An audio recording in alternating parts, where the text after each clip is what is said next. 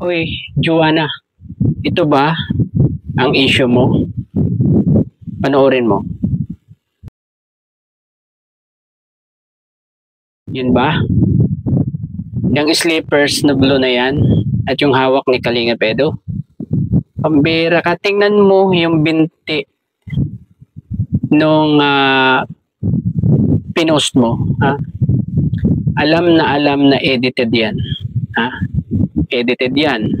Kasi meron akong video yung time na yan, na nag-iinuman sina M. Eto, panoorin mo, titigan mo kung ano ang suot ni M diyan. Eto, Joanna, imulat mo yung mga mata mo. Panoorin mo to.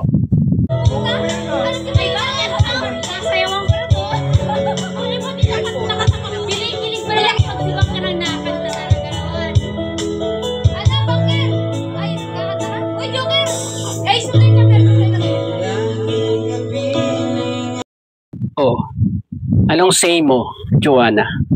Huwag kang ma-issue palagi. Huwag kang maniniwala kung ipinasa man sa'yo yan. At guys, may narinig pa ako dito may sinabi yung isang girl dito sa video na to. Natatandaan nyo yung nireactionan ko dati, yung live ni Kuya Red Sane. Si Benji Corpus. Narinig ko po na binanggit ng isang girl dito sa inumang ito, si Benji. Di ko lang alam kung si Benji Corpus yun, basta ang sabi niya Benji. Ito po, panoorin nyo. Ubos na Benji! Ubos na Benji yung humba! Oh, di ba, guys? Kaya yan si Benji Corpus, yan yung naging, kinabukasan, naging sinadengge siya. Kaya sinadengge, kasamahan siya ni na M. Kasi kilala nila si Benji Corpus. Di ba? Unti-unti na nating naliliwanagan na dyan sa grupo na yan talaga nagmumula ang mga issue. At saka siguro kabilang dyan si Joanna. Guys, yun lang ating mapakita ngayon. And diretso na po tayo dito sa aking pagbablog tungkol kay Joanna. Eto po.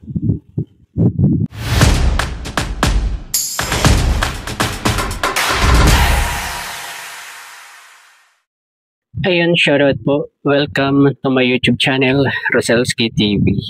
Andito tayo para reaksyonan itong isang personalidad na walang ginawa kundi manira kay Kalinga Pedo. Ewan ko kung anong purpose niya para magpalabas at mag-post ng kung ano-anong kabulastugan. Andon may mga edit, di ba? Tulad na lang nung isang araw, di ba? Grabe. Pinapahulaan pa niya kung sino yung kasama ni M doon sa picture. Tapos kaninang umaga, meron na naman guys. Tsinelas naman ang kanyang ipinost, Tapos may caption na, bakit mo naman pinigay sa friend mo niya ang tsinelas, di ba? At alam natin guys na iba ang suot ni M diyan sa inuman nilang yan, di ba? White na slippers ang suot niya, pero bakit may ganitong lumabas na talagang kapareho nung kay Kalinga Pedo na galing ata sa sponsor yun na binili yung kulay blue at ipinost na naman ito ni Joanna. Kilala nyo ba si Joanna? Joanna Angeles. Ayan po ang mga nagpapakalat ng mga picture na resibo para sa kanya, pero talagang edited po lahat yan at talagang grabe na ito. At gumagawa talaga ito ng issue Ano kayang purpose nitong si Joanna Angeles na to, ano? Akala ko ito'y supporters ng EDSI, ano, pero sa nakikita natin, ano, talagang hindi niya tinitigilan si Kalingap Edo sa issue, di ba? One-sided siguro to si ano na to, si Joanna Angeles, no? Guys, sabi nga ni Kalingap Rab, ano, kung hindi mo kayang suportahan, ano, ang lahat, umalis ka na dito sa Kalingap. Diba? Lalo ka na, Joanna. Hindi ka kailangan nga ng Kalingap, ano, puro issue yung pinagpo-post mo. Lalong-lalo na kay Kalingap Edo. Ano, mahiya ka naman. Mahiya ka naman. Ano ba yung sinabi mo doon nung nasa Hong Kong? Diba? Sabi mo, taga-suporta ka ng EDSI? Hindi. Isa lang siguro ang sinusuportahan mo, ano? Kasi sinisiraan mo ang isa eh, no? Puro issue yung pinagpo-post mo. Ano bang gusto mong mangyari, ha? Ito ba ang gusto mo? Ma-thumbnail ka? Gusto mo bang sumikat, Joanna? At yan ang pinaggagawa mo, post ka ng post sa FB ng kasinungalingan, puro i-edited. Guys, ano? Bakit ibibigay ni Kalingap Edo yung sleeper niya diyan? Pambira ka. Alam mo, Joanna, no? Magbago ka na, no? Tapos may lakas ka pa ng loob na pumunta sa birthday ni Beyonce. Pambira ka. Andun si Kalingap Edo. Mahaharap mo siya sa pinagagawa mo. Ano bang tawag sa'yo? Di may tililing ka nga. Di ba wala kang kahiya-hiya? Grabe ka, Joanna, ha? Hindi na kami makapagtimpi sa'yo, no? Ang tagal naming nanahimik sa kapopost mo na alam naman namin na talagang naninira ka lang, ano? Sinisira mo si Kalingap Edo, puro edited yung pinagpo-post mo, no? Nananahimik lang ako, Joanna. Pero pag pinuno mo ako sa issue mo ng ganyan kay Kalingap Edo, aaraw-arawin din kita, Joanna. Sige lang, post ka lang ng post, no? Hindi mawawala ang topic ko sa iyo kapag ginawa mo yan. Grabe, puro paninira ka. Sa halip na makatulong ka, ay hindi. Bawal ang one-sided na EDSI, ha, guys. Bawal ang one-sided. Kung EDSI ka, dapat support mo sila pareho. Dapat hindi ka gumagawa ng kung ano-anong issue. Ha, Joanna? Mayos ka, Joanna, ha? Oh, andito ka na sa Pilipinas, alam ko, ha? Madali kang damputin kung gugustuhin namin na ipadampot ka. Kasi dyan sa paninira mo, ano, walang katotohanan, pinagpo-post mo. Kunwari ka pang EDSI, puro ka naman issue. Walang kalam-alam si Kalingap Edo sa pinaggagawa mo. Or kung alaman ni Kalingap Edo, ay pinababayanan ka na lang, ano, naawa na lang sa'yo kasi nakakaawa ka talaga, ano. Ewan ko kung bakit yan mo ginagawa. Bakit nga ba, Joanna? Bakit? Anong bang gusto mo?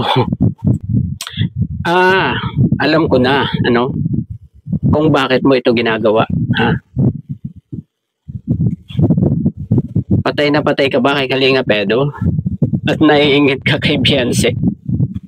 Kaya parang sinisiraan mo na si Kalingap Edo para ano, ha?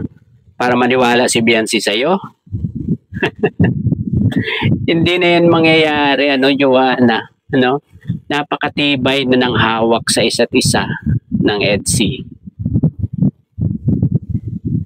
Palapit na ng palapit ang katotohanan, ano, Joanna? Kaya tumigil ka na sa pinagagawa mo, ano, sa issue mo. Kasabwat mo pa si M na alam namin na talagang kaibigan lang ni Kalingap Edo. no? Ginagawan nyo lang ng issue, ano? At siguro, kaano-ano mo sinadengge, ano? Laging si M kasi yung bukang bibig nyo eh, no? Sinadengge, si Corpus, di ba? Magkilala ba kayo or ikaw din sinadengge, Joanna? Di natin alam kasi walang pagkakalanlan kay Nadengge. Kaya lang sa nakikita ko na the same kayo, na si M lang talaga ang focus nyo na ni Kalinga Pedro. Pero sa mga solid EDC, guys, wala na ito ito ay lumang kasaysayan na itinapon na ng mga solid EDC. Na kahit anong sabihin, na kahit sino, kahit si Joanna man yan, si Nadengge, or iisa siya, si Joanna at si Nadengge ay iisa. No guys, wala na yan, hindi na natin yan papansinin, nating mga solid EDC. Kasi matatag na talaga ang EDC, guys, no? At saka wala nang makakatibag pa dito. Kasi totoo nga sila, di ba? EDC is real. Di ba? Kaya tumigil ka na, Joanna, nagpapagod ka lang, magbait ka na. Huwag nang dumating yung makarma ka, di ba? At ewan ko, kaya natatawag ka ng iba na EDC fan na may tililing ka na daw, sabi nila, no? Hindi ko yan sinabi, nababasa ko lang yan sa mga comment section ng live. At para hindi ka maparatangan na may tililing, dapat nagbabait ka, malapit na ang birthday ni Biancy, pupunta ka pa naman, dapat mabait ka na. Lagot ka sa mga talaga solid EDC pag nagkataon, pag nakita ka doon. Baka ikaw ewan ko lang kung anong gagawin nila sa iyo, saka i-issue mo. Grabe ka talaga, Joanna. Sana mapanood mo tong aking reaction sa iyo, para tigilan mo yung kapopost mo. Bago ka mag-post, siguraduhin mo muna na totoo yung pinopost mo. Kung yan ay isinend lang sa'yo. Pero kung yan ay talagang gawa-gawa mo, ay may pananagutan ka dyan. May karma yan. Pero kung pasa lang sa'yo, dapat chine-check mo na muna yung pinagmulan ng ipinasa sa'yo bago ka mag-post. Para sigurado ka. Diba? Yan ang totoong EDC, Tinitingnan ang pinagmulan ng isinend, diba? Halimbawa, may nag-send sa akin, ng isang picture tulad niyan kay Joanna. Huwag dapat tayo maniwala kakaagad, diba? Tingnan natin yung pinagmulan nitong picture na to. At suriin natin ang kung totoo talaga bago natin i-post or reactionan. Diba? Ayun siguro, hanggang dito na lamang po ang ating konting pagbablog dito kay Joanna na laging may post ng paninira pag-i-issue kay Kalinga Pedro. Ayun, hanggang sa muli pong pagbablog. Bye-bye. God bless po sa lahat. Peace.